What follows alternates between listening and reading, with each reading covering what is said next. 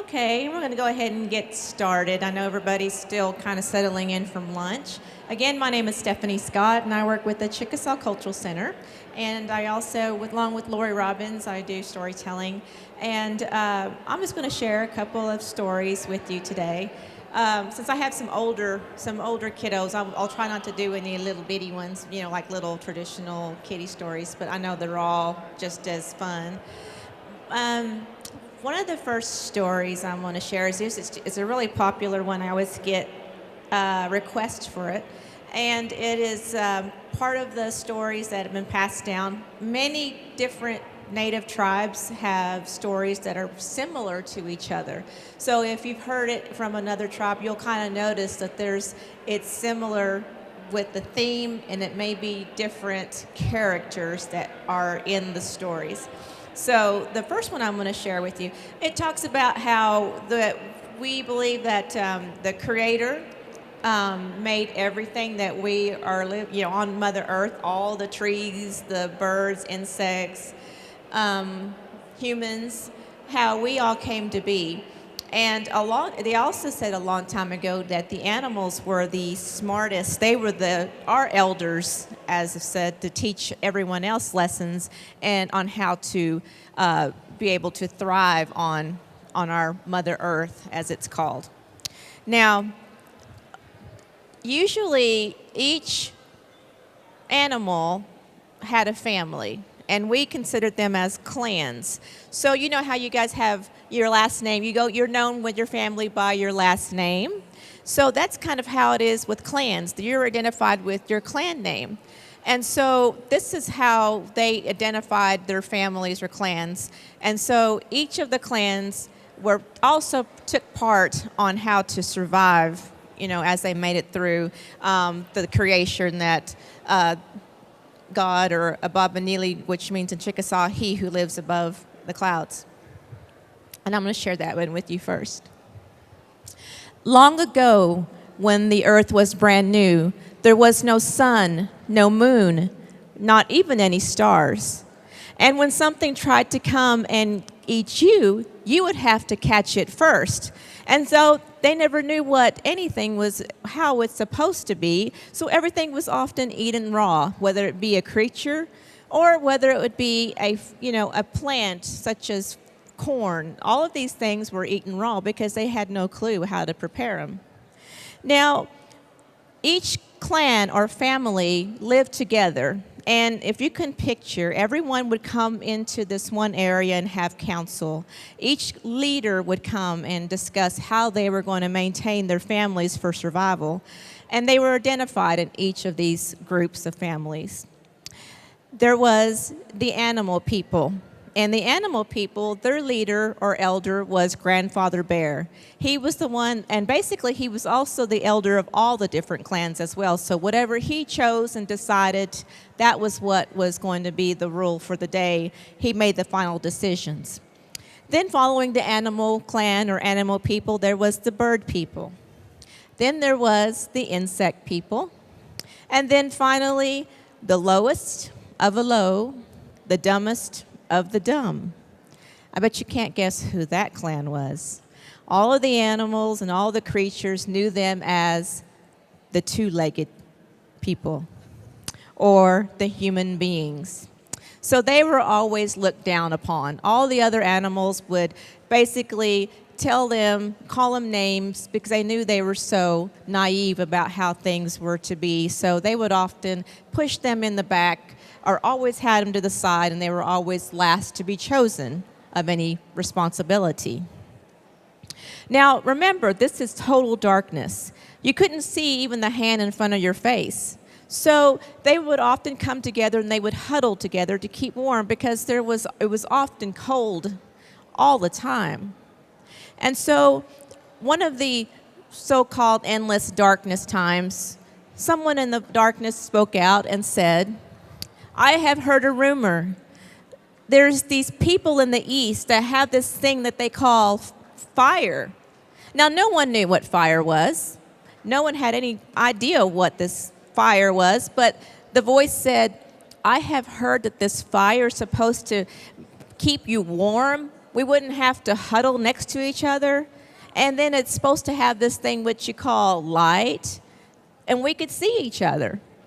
Now, all the clans and all the leaders came together, and they said, maybe we need to come and get this fire and bring it to our people. So they had the council, and all the elders and all the leaders of each clan came together, and they decided to see what their plan was going to be to get this fire. So a voice spoke up in the darkness. It was Buzzard.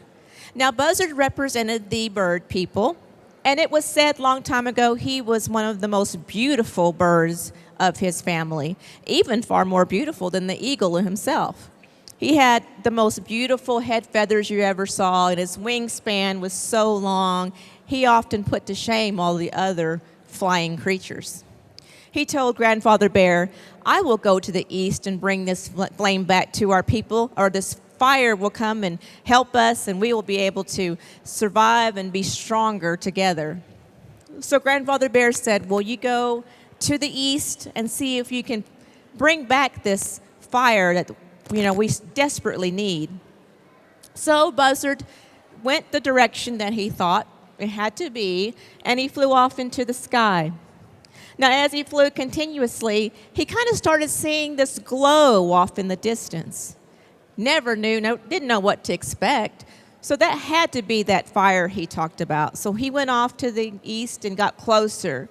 And as he got closer, he seen this has got to be that fire that we've heard. Now, there was one problem. There was another clan they called guardians. Now, these guardians, just picture this circle here, and that the fire was in the center. Each guardian was circling that fire, and they were looking off into the distance. They were guarding that flame, and they were not planning on sharing it with no one, for that was their prized possession.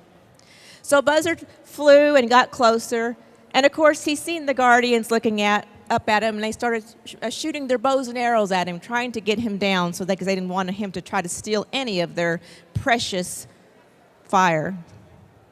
As he got closer, he went higher with his great wings, and then he said, I'm going to swoop down, and I'm going to pick a piece of this fire and just take it back with me as fast as I could.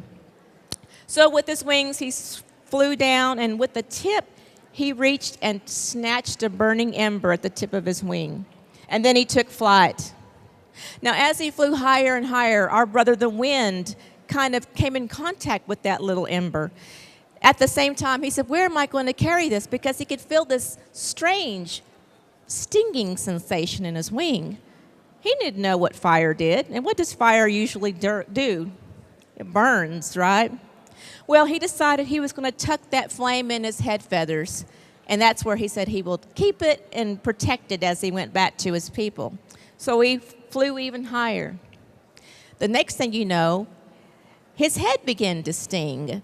And then all of a sudden, the smoke kind of got billowing around his head. And then the next thing you know, his whole head was up in flames. It was burning, and so he didn't know what to do. So he got his great wing and just slapped that side of his head. And by that time, his whole head had caught on fire.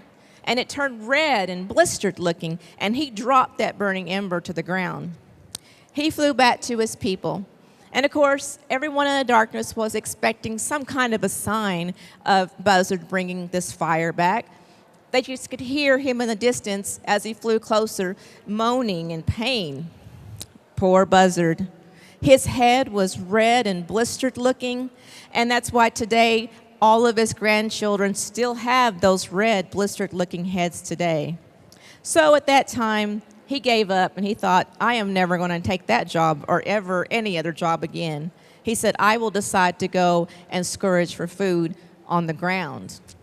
So, as you know, what do buzzards do today? Well, at the council, they decided they wanted to try again to get some of this fire. And another voice spoke up. And this time it was Crow.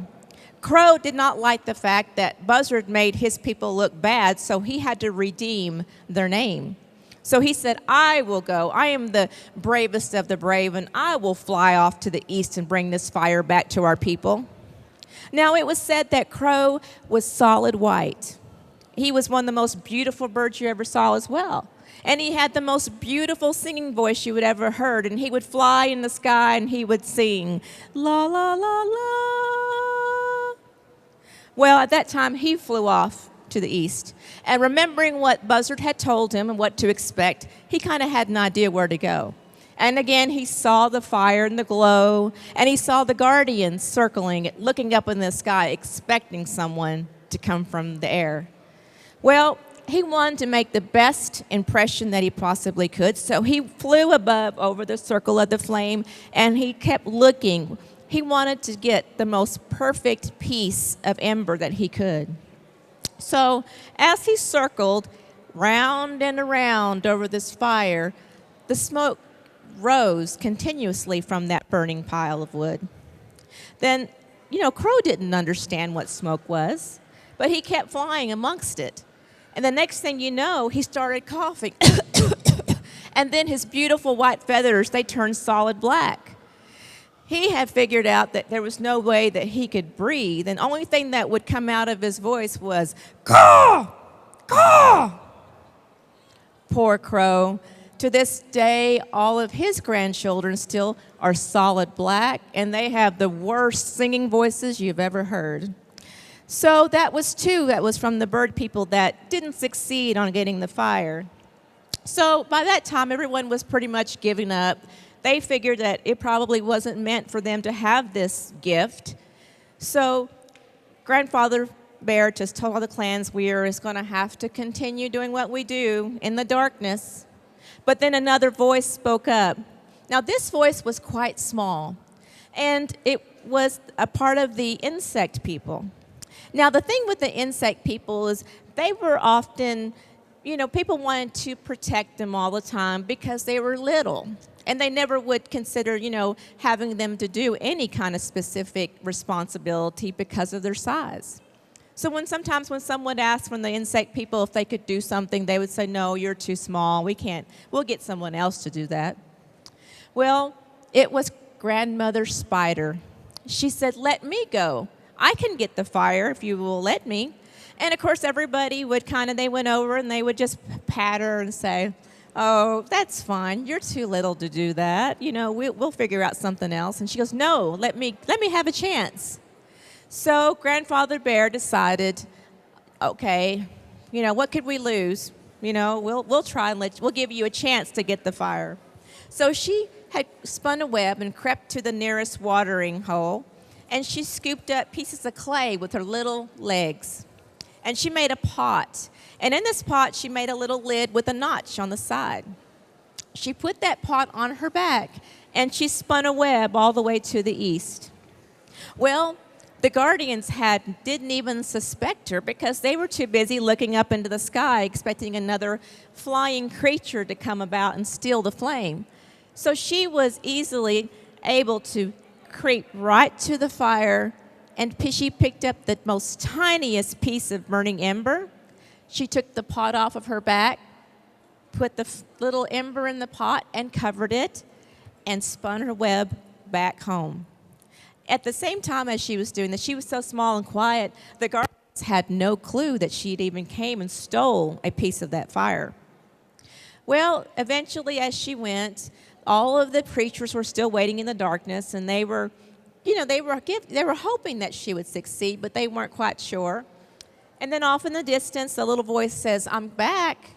Well, they didn't see the glow that Buzzard and Crow had described, so they all, with a great sigh, they said, oh, Grandmother Spider has failed. Oh, no, she said, I have the fire. So she took the pot off of her back and lifted the lid off. Our brother the wind caught catch of that little ember, and then a great little flame come rising through the top. She had succeeded in bringing that fire to her people. Well, one thing that did was to show her strength. No one knew that fire could burn. So when she carried that pot, it had left a scar on her back, and it had hurt all the way she came, but she was determined to fight through that pain because she wanted to prove that she could do this job and that she could be responsible, just like others that are bigger than she is. Well, Grandfather Bear reached for the flame, but it burnt his paw, so he decided that fire was not good for the animal people. The insect people, quite proud of Grandmother Spider, they too thought it was pretty, but they figured that this wasn't really something that they should be responsible for either. And then the bird people had wanted nothing to do with it because look what happened to Crow and Buzzard. So they stayed away as well. And then another voice spoke up, the lowest of the low, the dumbest of the dumb, the two-legged people, or the human beings that they called. We'll take responsibility if Grandmother Spider will help us. So Grandmother Spider showed them and taught them how to feed this flame to keep it ever alive because she observed the guardians as she crept up. They would give it wood and sticks to keep the flame alive. And then she showed them how they had encircled it with stones to protect it so it wouldn't jump out and burn anyone or their homes.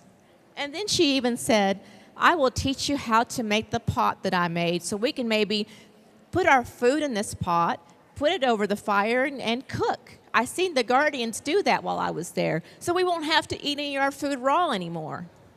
So she was able to teach the human beings all of these things, and from generation to generation, the Indian people would often teach their children on how to take care of the fire and how to be responsible with it.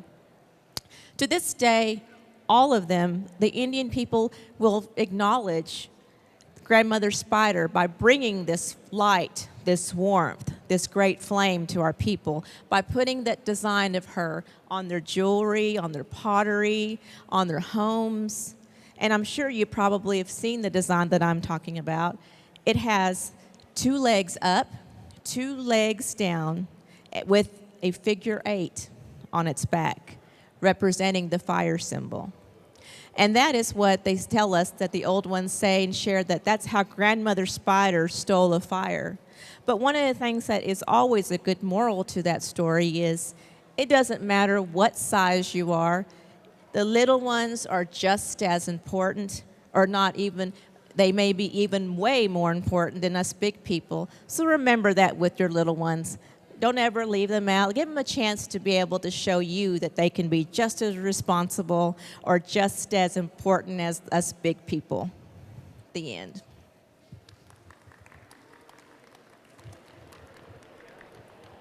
I'm not sure what time we got. And I'll share another quick one. I know some people have to leave. That's fine. But another story I like to share is about how it's a Chickasaw story, and it talks about how the butterfly was created for the children, and it's called My Butterfly Story. Long ago, when Ababanili, our creator, he made man and woman, and he also created the children that walked amongst his great gardens on Mother Earth.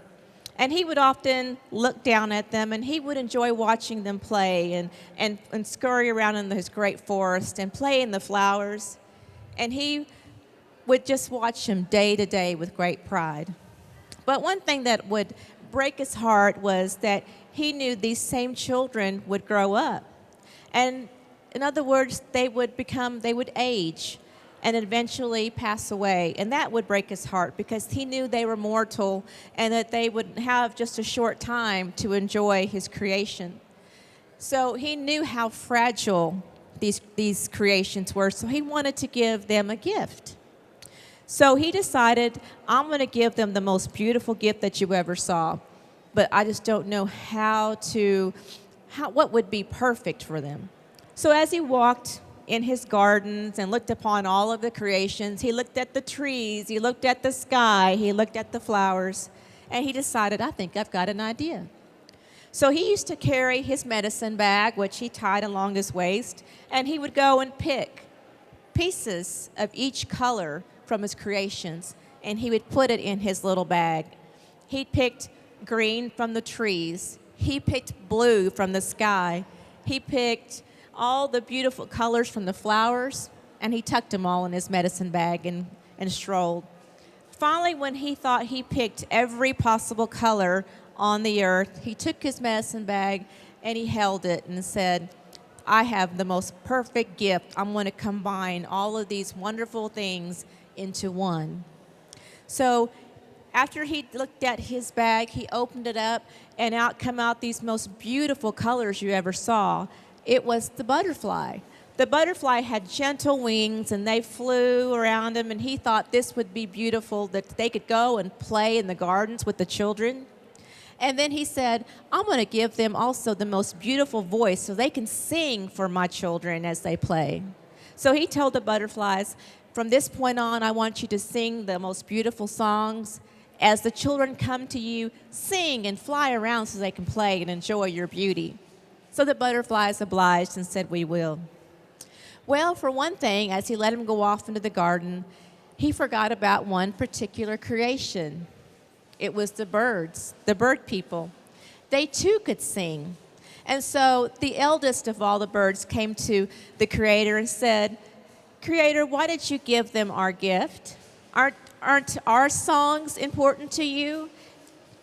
You give us the gift of singing, but you give the same to the butterfly. That should be only our gift. And it breaks our heart that you want to expect us to be able to compete with someone that is so beautiful with such a singing voice that they have. Well, the Creator said, you're right, I didn't think about that. So he said, I will think of something else to get the butterflies. So he brought the butterflies back and told him, I'm so sorry, but I did promise the voice, the songs to the birds. So I'm going to have to take that back from you. So the butterflies, they didn't want to be upset about it, but they said that's fine. But what else can we do that would make us special? And he said, I tell you what, from this point on, you will be secret keepers. I want you to fly around the children, and I want them to be able to come to you, and I want you to let them catch your wing, and they will be able to share any little secret with you by whispering into your ear, and no one else will be able to hear those secrets. You will be forever silent to the humans and all the other creatures on Mother Earth. Only I will be able to hear you. So he sent them off all around the world. And again, the children were able to play with the butterflies. And when they would catch one, they would sit there and talk to that butterfly and give them their most powerful and most beautiful secrets. Whether it be, something like, I want to tell you that I love my mom and dad with all of my heart and protect them from this point on. They knew that that butterfly would fly up to God, our Creator, and share that basic secret. So from this point on, that's what all the children would do. So children automatically will go outside. What do they usually do when we see butterflies? Do they not go and chase them and play in the gardens when they see them? That is a hidden secret that the Creator had given the children and the butterfly. So next time you see a butterfly and you get a chance to catch one by the wing, give it your most inner secrets. I guarantee you that secret will definitely be taken to our Creator, and He'll always remember that secret for you. And that's the end of that story, and that's how the Chickasaw stories of how we believe the butterfly came to be. Thank you. Well, thank you so much, and I hope you enjoy the rest of your day with us. We've got different booths all over. We got some also for the children. I think they do an arts and crafts up in the children's area as well. So if you have a chance to come to Oklahoma, we hope you do visit us at the Cultural Center. We don't have a word for goodbye. It's Chipisa Lacho, which means until we meet again. Thank you.